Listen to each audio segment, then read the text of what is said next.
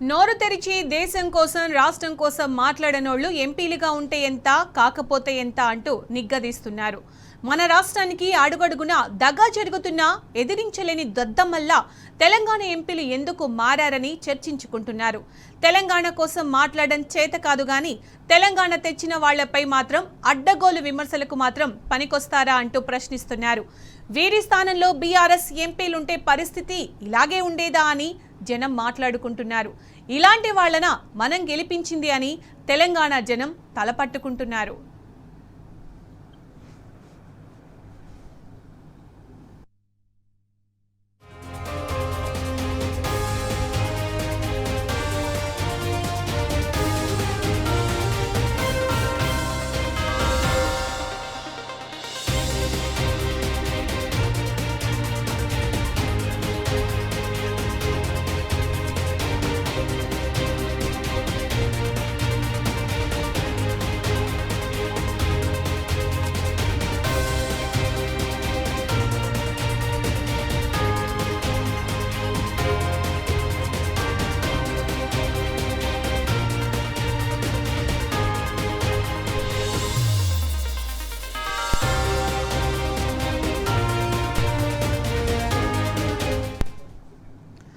తెలంగాణ ఎంపీలు ఉత్సవ విగ్రహాల్లా మారిపోయారు. కాంగ్రెస్ బీజేపీ కలిసి మొత్తం 16 మంది ఎంపీలున్నా తెలంగాణకు దక్కిన ప్రయోజనం మాత్రం సున్నా.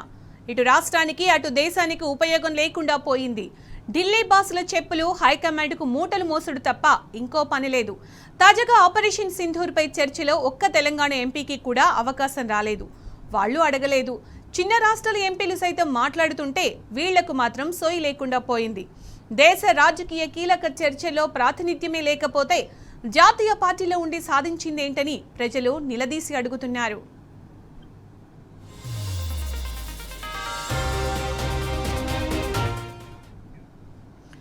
ఇదే అంశానికి సంబంధించి పూర్తి సమాచారం మా ప్రతినిధి లివిల్ అందిస్తారు. లివిల్, తెలంగాణ ఎంపీలు ఉత్సవ విగ్రహాల మారిపోయారని తెలంగాణ సమాజం అంతా కూడా అంటుంది.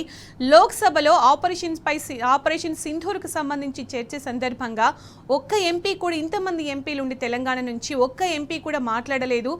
వాళ్ళ అవకాశం ఇవ్వలేదు. వీళ్ళు మాట్లాడతామని కూడా అడగలేదు. చిన్న చిన్న రాష్ట్రాల నుంచి వచ్చిన ఎంపీలు మాట్లాడుతుంటే వీళ్ళు మాత్రం అలాగే చూస్తూ ఉండిపోయారు. అదే బీఆర్ఎస్ ఎంపీలు ఉంటే అక్కడ అలా ఉండేదా సిచ్యుయేషన్ అని తెలంగాణ సమాజం అంతా కూడా మాట్లాడుకుంటుంది. అప్డేట్స్ ఏంటి దీనికి సంబంధించి?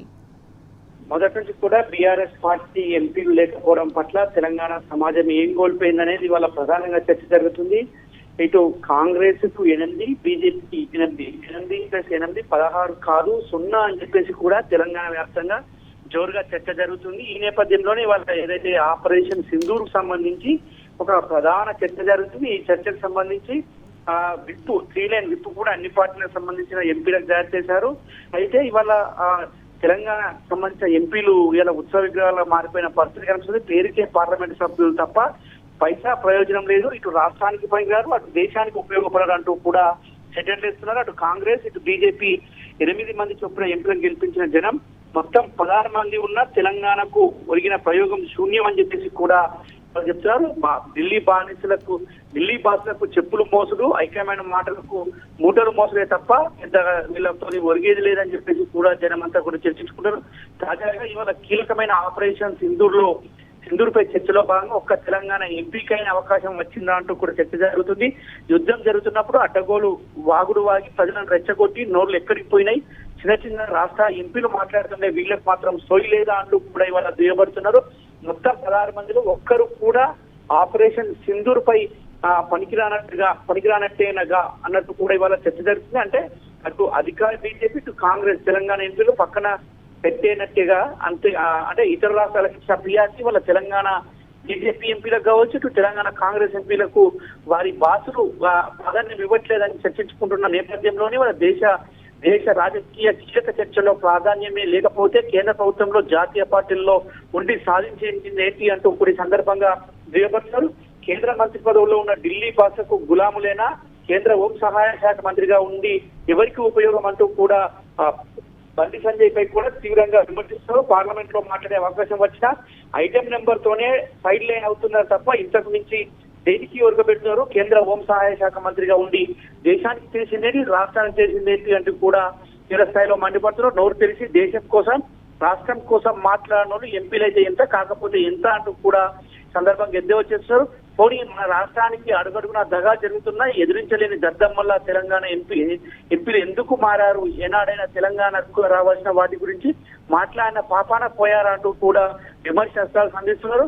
తెలంగాణ ఎంపీలు అంటే ఓట్లకు పోతురాజులు, పనికి గర్వీలేనా అంటూ కూడా సెటర్లు ఇస్తున్న పరిస్థితి కనిపిస్తుంది. వల్ల తెలంగాణ కోసం మాట్లాడడం చేత కాదు కానీ తెలంగాణ తెచ్చిన వాళ్ళపై మాత్రం అడ్డగోలు విమర్శలు మాత్రం చేస్తారా అంటూ కూడా సందర్భంగా ప్రియపడుతూ ఆత్మగౌరవ తెలంగాణలో పుట్టిన అస్తిత్వ పౌరుషం చూపించలేని దద్దమ్మతనం ఎందుకు అంటూ కూడా సందర్భంగా సగటు తెలంగాణ వారి ఈ కాంగ్రెస్ బీజేపీ ఎంపీలపై మండిపడుతున్న ఉద్యమ సమయంలో కూడా ఇలాంటి వాళ్ళే ఉంటే తెలంగాణ ఏనాటికైనా సాధ్యమయ్యేదా, ఈ 16 మంది స్థానంలో బీఆర్ఎస్ ఎంపీలు ఉంటే పరిస్థితి ఇలాగే ఉండేదా అంటూ కూడి వల్ల ఏదైతే బీఆర్ఎస్ ఎంపీలు లోక్సభలో లేకపోవడాన్ని గుర్తు చేసుకుంటున్నారు.